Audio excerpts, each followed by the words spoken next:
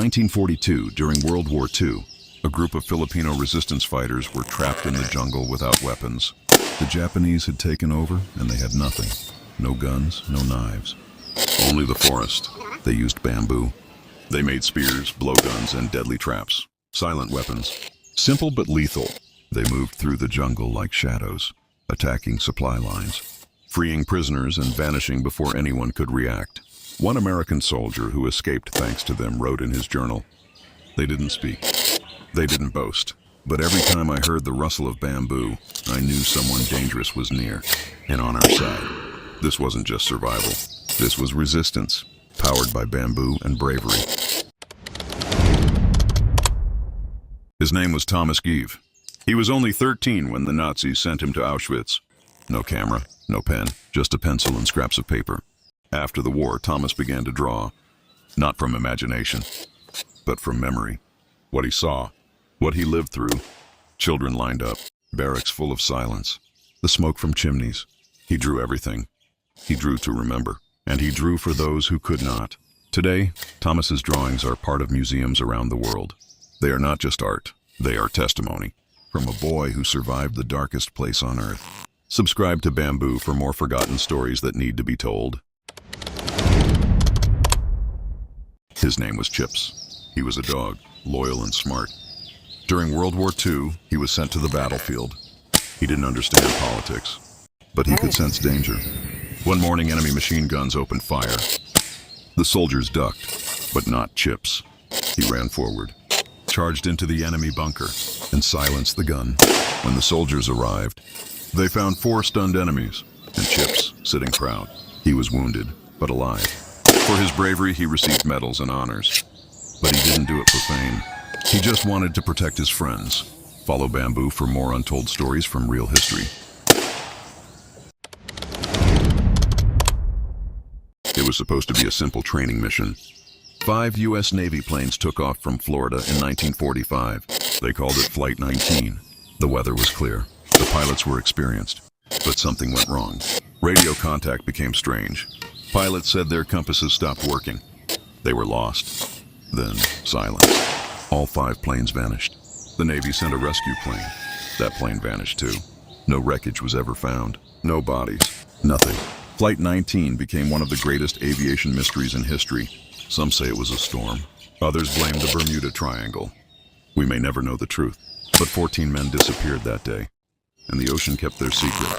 Follow Bamboo for more real stories that defy explanation. It was March 8, 2014.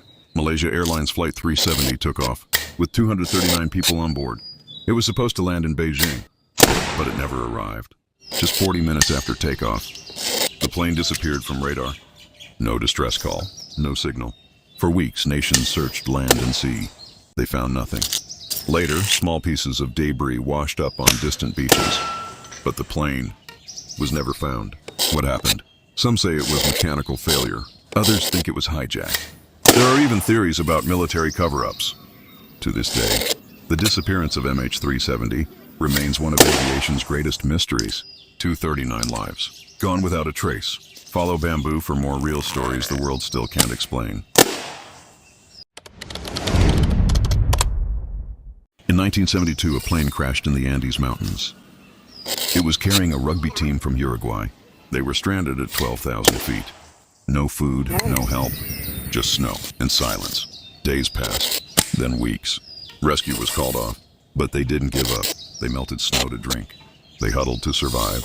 After 60 days, 2 men climbed mountains for help. 16 survived because they chose to live. Follow Bamboo for more real stories that sound impossible.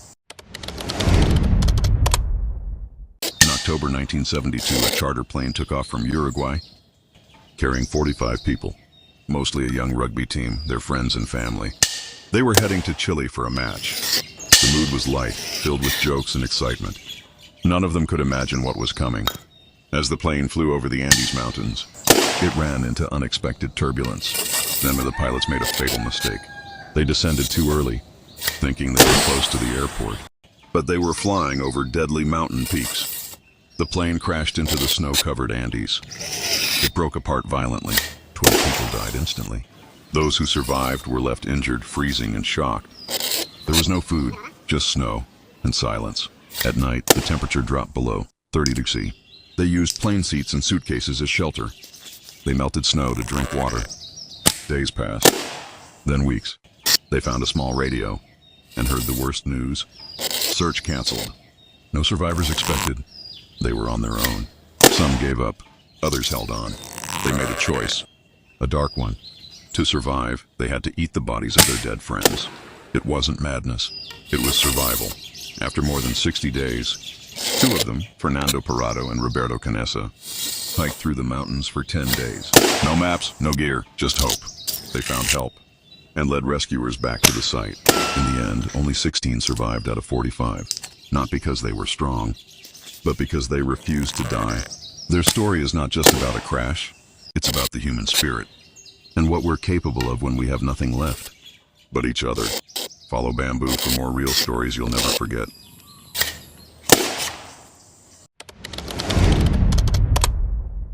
In 1954, a man arrived at a Tokyo airport. He looked normal. He spoke French, Japanese, and Spanish. He had a beard, a briefcase, and a calm attitude. When asked for his passport, he handed over an official-looking document. It listed his country of origin as Torrid, but there is no such country. The officers were confused. He said Torrid was between France and Spain. He pointed to a spot on the map, right where Andorra is. But when shown Andorra, he got angry. He said, "That country doesn't exist. Torrid has been there for 1,000 years." The passport had real stamps from Tokyo, Paris, and other airports. The company he claimed to work for existed, but not in that country.